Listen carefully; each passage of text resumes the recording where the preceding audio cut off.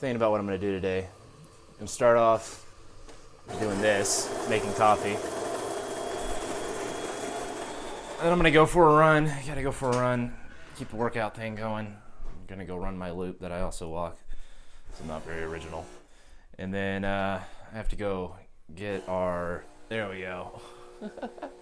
I gotta get our vacuum cleaner fixed. So I gotta go take that and drop it off. Because right now we can't vacuum shit. And it's dusty. It's dusty. What do you go for a run? Oh, he's like, what is that camera equipment?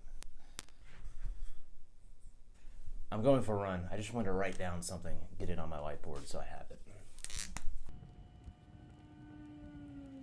Those are the main things I'm working on right now. I need a shower.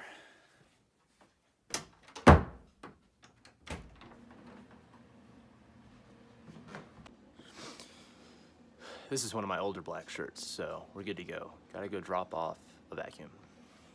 This thing. Gotta bring this thing in. Alright, I'm in the car.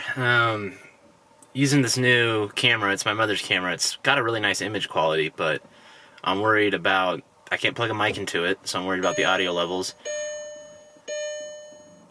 Anyway, gonna go drive down the worst street in Colorado. Colorado Boulevard. So bad. Good thing I have Elon Musk's, good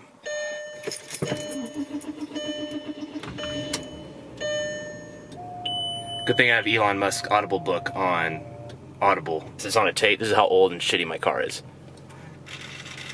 Fortune would have it, however, the clean-cut, posh-sounding Musk spotted Wilson on campus and went right to work trying to date her, Musk said, and was semi-bohemian and, you know, like the hot chick on campus. He made his first... Alright, I just have to rant for a second. I hate traffic. I hate traffic so much. It is one of the most soul-sucking things. I mean, driving down here to drop off a vacuum cleaner is like, I think, one of the worst things a human can do. I mean, I know that sounds crazy. It's just so bad. Traffic is so bad. And I know I'm not just bitching about this, because one of the highest correlations statistically in your happiness levels is your commute time to work. So especially after, like, I think 22 minutes it is, and it depends on if you're enjoying your commute. So if you have like a long commute in the mountains or something like that, doesn't hold true. So if you like your drive to work, it's driving in traffic. Driving in traffic significantly reduces happiness. That's how bad it is.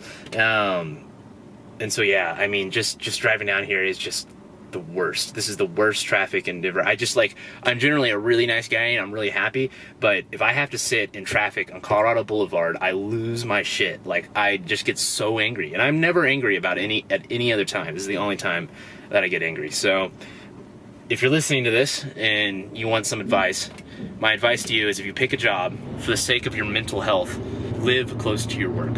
Alright, I had to cool off after all that traffic, man. Just got to me. Been doing some work. Played around with my channel. Got a new banner up, so that's fun. Doing that. So now I'm just kind of gonna work and do some work on the Mark 1. So I'm gonna do some CAD design, and hopefully I'll have a closer to finished version of that to show you guys at the end of this. So yeah, that's what I'm gonna be doing. We'll see what happens. All right.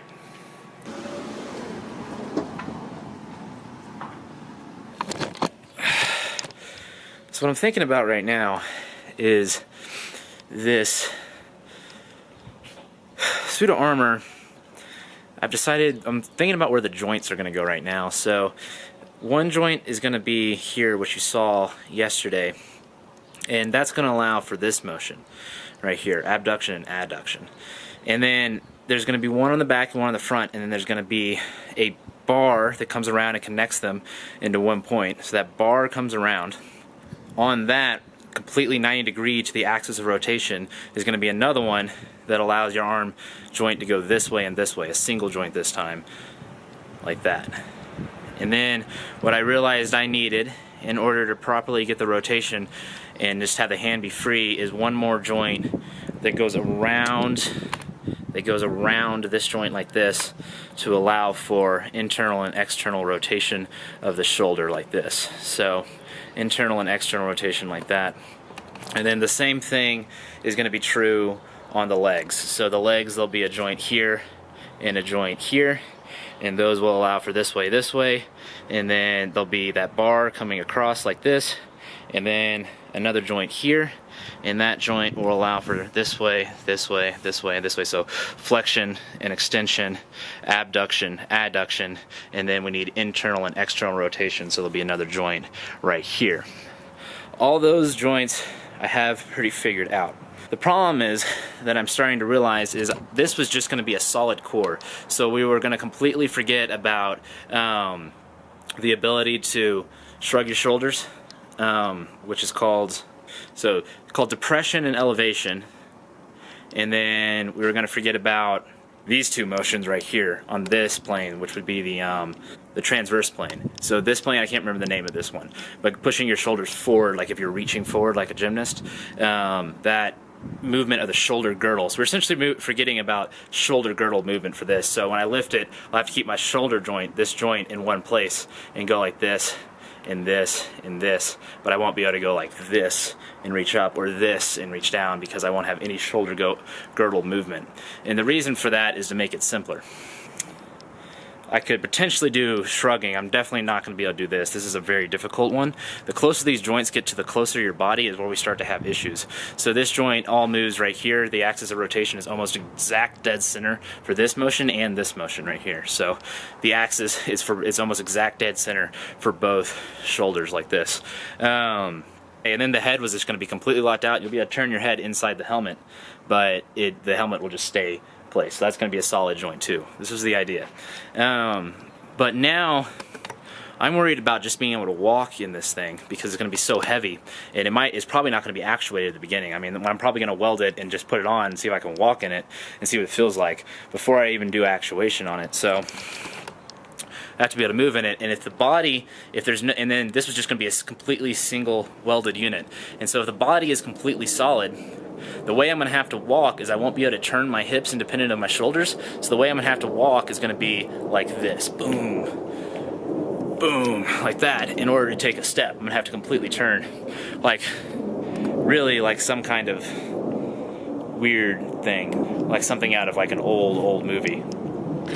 Something like that. So what I'm thinking is I need one joint in here, the ability to twist. So I'll be able to, so the ability to go like this and like this. So I need this ability in there. And it doesn't have to be necessarily far. I mean, from like this to this. I mean, even less. Like you could potentially be operating in about 25 degrees in there. That's the joint I'm trying to figure out how I'm going to build. The problem is that joint runs.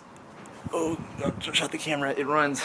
You would think it ran right to the top of my head right here, but it actually runs closer to the back, because your spine goes to the back right here. Your neck, the spine goes right to the middle of your neck. Your spine, which most people, the axis of rotation is almost dead center on your neck. But on your back, you have all your organs up here on your ventral side, so your spine is back here, so it's like right about there would be the axis of rotation. What that means is you get a really big circle out here, unless you make a circle go all the way around you, and then it's huge on your back, like sticks out to here. So that doesn't work. So you need like a circle here that's wider, and then a tighter circle back here that's like tight, and goes like, it'd be really tight like that. So you'd have this kind of bump on your back. I don't really like that. I mean, it's gonna have to stick out. I guess you could store stuff in it. I'm thinking like you could if you turned it into an armored piece and you had it sticking out there, it might be like a storage place. You could put like batteries in it or something like that. Batteries, or potentially a computer, but you probably want to put the computer up on the back and then continue that same shape up in your back to have that armor. And then maybe use the lower part for batteries. That's pretty simple to put in there. Or fuel or whatever. Probably some actuators in there too. I mean, so maybe it wouldn't be such a bad thing to have a bump like that on your back.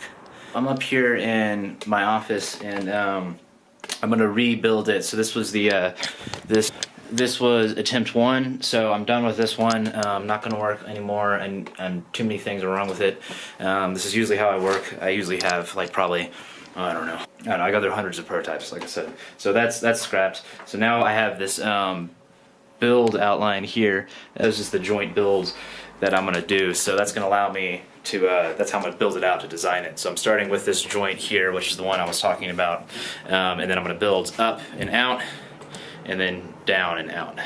I really want to get a model of this, a working full-scale model, so I can send it out and get a quote on what it'll cost to have it water jet cut, so I know. And then what I'll probably do after that is rebuild it at least one more time after that, taking everything I learned, doing it really well, and then going through and getting the parts made, and that way I know they'll be working as good as they can be for the Mark 1. So I think I'm done for the day. I'm gonna go in, get this video edited. I'm gonna keep working on the Mark 1. I think I'm just rethinking a few things right now on it and making sure we're doing it right, because I want to be able to walk and move in this thing correctly. So thanks everyone.